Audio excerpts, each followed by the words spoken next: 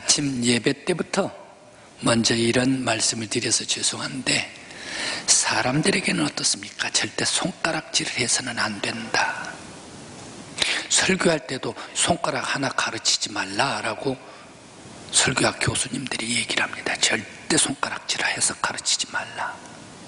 제스처를 쓰려면 함께 써라. 함께 써라. 절대 손가락질로 제스처하지 말라라고 얘기를 합니다. 좋지를 않기 때문이죠. 마찬가지로 사람들에게도 손가락질을 하지 말라.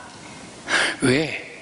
검지 손가락질을 하면 또 반대로 그 엄지손가락은 누구를 향하는가? 반드시 자기에게를 향한대요. 반드시 자기에게를 향한대. 그렇게 되기 때문에 사람들에게 손가락질하거나 비판하거나, 요즘 얘기, 젊은 사람들 얘기 총질하지 말라. 왜? 엄지손가락은 자기에게 돌아오기 때문이다 라는 얘기죠. 오늘 성경의 본문 말씀이 바로 이 비슷한 말씀입니다. 깊이 성경을 읽어볼 때, 아하, 비판하지 말고 손가락질하지 말고 네가 비판받아, 바로 이것을 기억하라. 오늘 말씀입니다. 온 갈릴리 이스라엘 백성들에게 소문이 퍼져 나갔습니다. 모두가 다 예수님을 칭찬을 합니다. 그러면서 예수님이 다윗의 자손이라, 다윗의 자손은 어떤 분인가, 메시아다, 메시아 그분은 어떤 엄청난 기적을 행하였다, 소문 나서 예수님을 칭찬을 합니다. 눈먼 사람이 있었습니다. 그리고 또 말 못하는 벙어리가 있었습니다. 귀신이 들렸습니다. 그 귀신을 쏙 뽑아버렸습니다. 예수님께서 물리쳐버렸습니다. 그러니까 세상에 귀신이 물러가고 병이 고쳐지고, 이것은 메시아 나사렛 다윗의 자손이 아닌가, 그 다윗의 자손이 메시아가 아닌가, 메시아의 기적이 아닌가, 예수가 메시아다, 예수가 한 다윗의 자손이다. 모든 사람들이 다 칭찬을 했습니다. 그런데 여기에 유대인들은 어떻습니까? 유대인들은 바로 이것을 오히려, 모든 사람들이 다 칭찬을 하는데 유대인들은 칭찬을 하지를 않습니다. 그러면서 오히려 바로 이 유대인들은 거기에 예수님에게 반대 얘기를 하게 됩니다. 왜? 이 바리새인들은 예수님의 거룩하신 사역, 하나님의 성령의 힘을 역사해서 이 고쳐진 기머거리, 그리고 눈먼 사람, 이 사람을 고쳐주었는데, 왜? 오늘 성경 말씀에 24절 말씀에 나옵니다.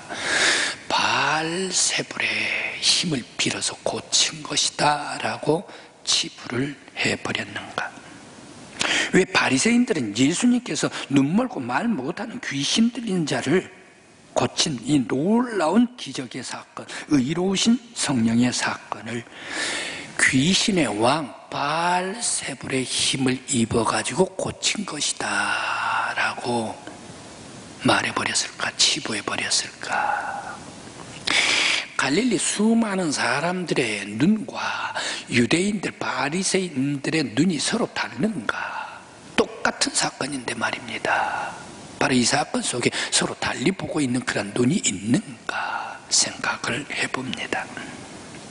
또 왜 예수님께서 바리새인들에게, 오늘 성경 말씀은 읽지는 않았습니다마는 34절 독사의 자식들아 라고 얘기를 했을까요? 좀 아침부터 제가 좀 심한 얘기를 합시다.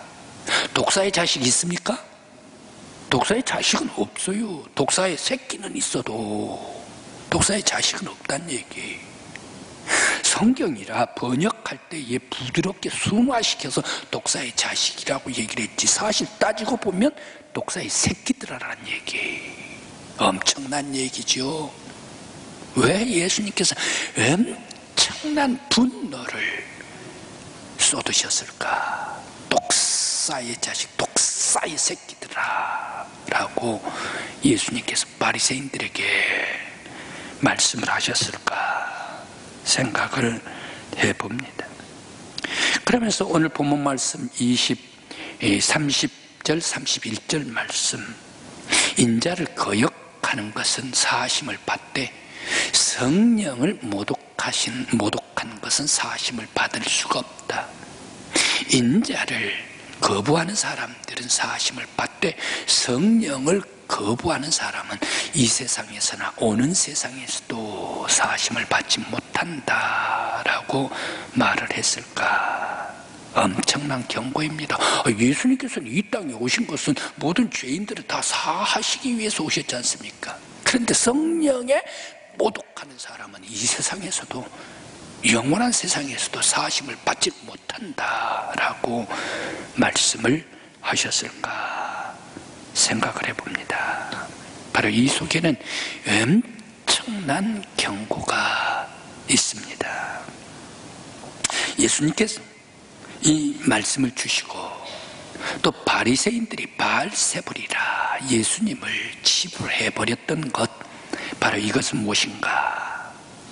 프레임 씌우기입니다. 프레임 씌우기, 부정적인 네거티브로 바리새인들이 예수님을 프레임을 씌워버립니다. 판을 뒤집어 버립니다.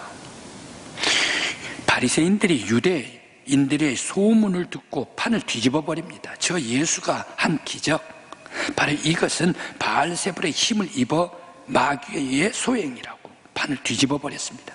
거룩한 성령의 역사를 마귀의 소행으로 왜곡시켜 버렸습니다.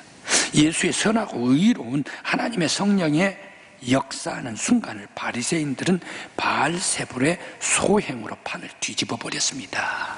모욕적입니다. 그래서 예수님께서 분노하셨습니다. 독사의 자식들아 라고 분노하셨습니다. 여기에는 무엇이 있습니까? 바리새인들의 시기와 질투가 있습니다. 의도적으로 예수를 모욕을 했습니다. 그들의 시기와 질투로 예수의 거룩한 성령의 사역을 졸지 마귀 바알세불의 힘을 빌어서 고쳤다라고 판을 뒤집어 버렸습니다. 성령의 역사의 사건을 더러운 마귀의 불의에 악의적으로 판을 프레임을 씌워버립니다. 예수가 거룩한 하나님의 사람 다윗의 후손이다라는 것을 백성들이 인식하지 못하도록 바알세불의 판으로 뒤집어 버렸다라는 사실입니다. 또 바리새인들은 회방하고 방해를 해버렸습니다. 예수의 인기가 점점 올라갑니다. 백성들이 예수 기적 그러면서 모든 백성들이 예수의 하시는 의로운 행위, 이거에 대해서 백성들이 몰려옵니다. 따라옵니다. 그때에 모든 사람들이, 백성들이 전부 다 예수에게 몰려가 버리면 어떻게 될 것인가? 자기 성전은 어떻게 될 것인가? 율법은 어떻게 될 것인가? 팔이 날릴 것 아닙니까? 그러면서 종교적 정치적인 지도력을 빼앗겨버리고 맙니다. 그래서 백성들이 예수를 믿고 따라가 버릴 때에 그것을 미리 사전에 차단해버리기 위해서 바알세불의 귀신의 왕의 힘을 빌어가지고 고쳐준 것이다 라고 부정적인 네거티브로 예수를 찍어가지고 모욕을 시켜버리면서 판을 뒤집어 버렸다라는 사실입니다. 여기에는 그들의 위기의식이 있습니다. 바리새인들, 성전 지도자들. 왜? 모든 사람들이 다 몰려가 버리면 자기들 성전 율법은 어떻게 되느냐, 팔이 날려버리고 말 것 아닌가. 위기의식이 있습니다. 죽느냐 사는, 자기들 죽겠다는 얘기. 그래서 이 위기의식을 극복하기 위해서 거룩하신 성령의 능력의 힘을 빌어서 귀신을 물리치고 병을 고쳐준 예수를 프레임을 씌워가지고 부정적인 것으로 마귀 바알세불 힘을 입었다라고 치부를 해버렸다. 그래서 예수님께서 분노하십니다. 그래서 바로 이 독사의 자식들아 라고 분노를 하셨습니다. 예수님께서 분노하신 것은 경고입니다. 예수님의 경고입니다. 악독에서 벗어나라. 하나님의 성령으로 하시는 역사를 모독하지 말라. 마귀의 하수인 노릇 그만하라. 계속 악독을 행하면 심판을 면치를 못할 것이다. 너희들 마음에 쌓인 것이 그냥 입으로 나오는 것이 아닌가. 너희의 마음에 쌓은 시기, 질투, 싸움, 악독, 마귀의 삶을 다 뽑아버리고 돌아서라. 회개하라. 의와 선과 은혜와 사랑과 평안과 거룩한 예수의 삶을 살라. 그렇지 않으면 심판을 받을 것이야 라는 예수님의 경고입니다. 그러면서 눈멀고 말 못하는 귀신 들린 자에게서 하나님의 성령의 능력으로 귀신을 물리치고 깨끗해서 하나님의 거룩한 자녀가 된 것과 같이 너희들도 귀신, 마귀가 주는 시험들, 마귀짓 그만하고 너희 속에 이 악한 악행 모든 것 다 뽑아내버리고 예수를 영접하라. 하나님의 아들로 인정하라. 다윗의 자손 메시아로 영접하라. 그래서 너희들의 마음속에 귀신이 주는 그런 광패, 음란, 악독, 싸움, 미움, 살인이라는 것을 벗어버리고 돌아서라. 예수의 거룩한 사역을 믿고 너희들도 귀신의 앞잡이 그만두고 돌아서서 하나님의 거룩한 백성이 되라 라고 주님께서 촉구하고 계십니다. 오늘 우리 믿음의 성도 여러분들, 마귀가 시험해서 주는 이런 모든 시험들 다 뽑아버리기를 바랍니다. 유혹에 넘어가지 않기를 바랍니다. 그래서 악이, 미움, 시기, 질투, 저주, 마귀가 주는 것 아닙니까? 시험하는 것 아닙니까? 이거 뭐 하려고 가지고 있어요? 거룩한 성도들이 다 뽑아버려야죠. 그래서 예수님께서 주시는 사랑과 은혜와 진리와 인내와 충성과 너그러운 마음, 바로 이러한 것으로 가득 채우는 우리 강국교회 성도들 되시기를 간절히 기원합니다.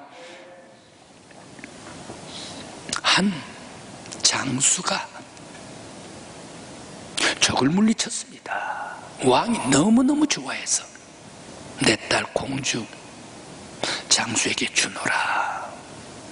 장수가 너무너무 행복하게 잘 살았습니다. 공주와 함께 개가 쏟아듯이 행복한 삶을 살고 있었습니다. 그런데 이 장수의 종이란 녀석이, 악의적인 종이 있는데 장수가 행복하게 잘 사는 꼴을 못 봐요. 배가 아파 시기 질투가 났습니다. 그렇게 해가지고 계략을 짭니다. 공주의 옛 애인을 오라 해가지고 공주, 장군의 아내가 된 공주와 함께 속삭이게 만듭니다. 그것을 장군이 길에서 보게끔 만들어 놓습니다. 이 장군이 나 외에 내 아내가 다른 남자를 만나? 그렇게 하면서 이 공주의 옛 애인을 죽여버립니다. 의심해가지고 자기 아내도 죽여버립니다. 세상에 내가 아내 공주를 죽였나 자책감에 자기도 죽어버렸습니다. 졸지 행복했던 가정이 모두가 다 지옥이 돼버리고 말았습니다. 그러면 지옥으로 만들어버린 이 종은 잘 사는가? 부부싸움이 났습니다. 자기들끼리. 그렇게 해가지고 아내 입단속을 못해가지고 아내가 그냥 발설을 해버립니다. 바로 이 옛 애인 만나게 한 이것은 자기 남편이 계략을 짜가지고 한 것입니다. 시기 질투가 나서 한 것입니다. 그래, 나라의 재판관들이 그 종, 악의적인 그 종을 잡아가지고 목을 쳐버리고 말지 않습니까? 그래, 모든 사람이 다 죽어버립니다. 자기 아내도 죽어버리고 옛 애인도 죽어버리고 자기도 죽어버리고 악의적인 종도 죽어버리고 그의 아내도 죽어버리고 등장했던 모든 사람들이 전부 다 파멸해버렸습니다. 왜 그랬습니까? 왜 그렇습니까? 시기, 질투 때문에. 시기라는 것은 이렇게 무서운 겁니다. 질투라는 것은 이렇게 무서운 겁니다. 한 가정을 파멸시켜버리고, 행복한 가정도 파멸시켜버리고, 같은 공동체도 파멸로 몰아가 버린 것이 질투요 시기입니다. 우리들은 마귀가 주는 시험하는 이러한 시기, 질투를 품어서는 안 됩니다. 예수님께서 주신 사랑과 너그러움과 용서와 은혜와 기쁨과 충성과 인내, 바로 이런 것으로 가득 채우는, 그리고 우리의 공동체, 우리의 교회와 우리들의 가정, 여러분들의 가정을 날마다 생명으로 충만한 가정, 교회를 가꾸시는 여러분들 되시길 간절히 기원합니다.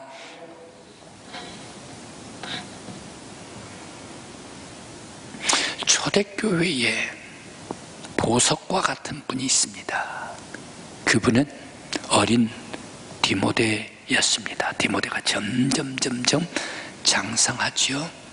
우리 사랑하는 두 아들들, 매주마다 어른들 예배 드리는데 우리 두 아들들도 디모데가 되기를 바랍니다. 동생 어디 갔어요? 네, 방금 여기 앉았었는데 어디로 갔네. 아무튼 어른들 예배를 일찍부터 중학생들부터 함께 예배 드릴 때 미래에 성령님께서 역사해 주셔서 아주 훌륭한 아들들로 성장해 주시길 바랍니다. 네. 디모데는 어린 디모데, 초대교회에 바로 이 보석과 같은 빛난 사람입니다. 그는 바울사도 1차, 2차 전도 여행 때 루스드라에서 바울사도의 첫 번째 설교를 들었습니다. 바울사도의 설교가 뭡니까? 내가 보았다. 예수를 보았다. 죽으신 예수가 부활하셨다. 부활하신 예수가 하나님 보좌 우편에 앉아 계신다. 그 예수의 영이 나에게 임했다. 성령이 나에게 임했다. 그래서 내가 이제 사람을 죽이는 사람이 사람을 살리는 사람으로 변화시켜 주시는 분은 예수의 영, 성령의 역사입니다. 이것을 설교를 할 때에 이 디모데가 들었습니다. 그래서 디모데도 점차 예수 믿고 성령의 사람이 되었습니다. 그런데 바로 이 디모데는 어떻습니까? 바울 사도가 칭찬을 하는데 뭐라고 칭찬을 합니까? 내가 영적으로 낳은 내 아들이라 라고 얘기를 합니다. 바울 사도 결혼했습니까? 안 했습니까? 결혼 안 했으면 아들이 있어요? 없어요? 없어요. 그런데 바울 사도는 뭐라고 얘기를 합니까? 아들이 있대요. 디모데래요. 디모데는 내가 영적으로 낳은 아들이다. 이 정도 되면 바울 사도가 엄청나게 디모데를 칭찬한 사람 아닙니까? 그런데 바로 이 디모데는 어떻게 됩니까? 처음에는 바울의 제자가 되죠. 성장하더니 동역자가 되죠. 바울의. 또 성수가더니 바울의 이 위로자가 됩니다. 바울의 격려자까지 올라갑니다. 바로 이 디모데. 바울 사도는 뭐라고 얘기를 합니까? 데살로니가 3장 1절로 3절 말씀입니다. 내가 아데네에 있지만 데살로니가에 디모데를 보낸다 라고 말합니다. 하나님의 일꾼 디모데를 보낸다. 이 데살로니가 흔들릴 때에, 믿음으로 흔들릴 때에 대신 보낸 사람이 디모데입니다. 또 사도행전 19장 22절에서 3차 전도 여행 중에 바울이 자신이 직접 가지를 못하는데 디모데를 대신해서 보낸다라고 똑같은 말씀을 주십니다. 그리고 고린도 전서 4장 17절 말씀에 내 사랑하고 신실한 아들 디모데를 너희에게 보낸다라고 바울 사도가 고린도의 성도들에게 디모데를 보냅니다.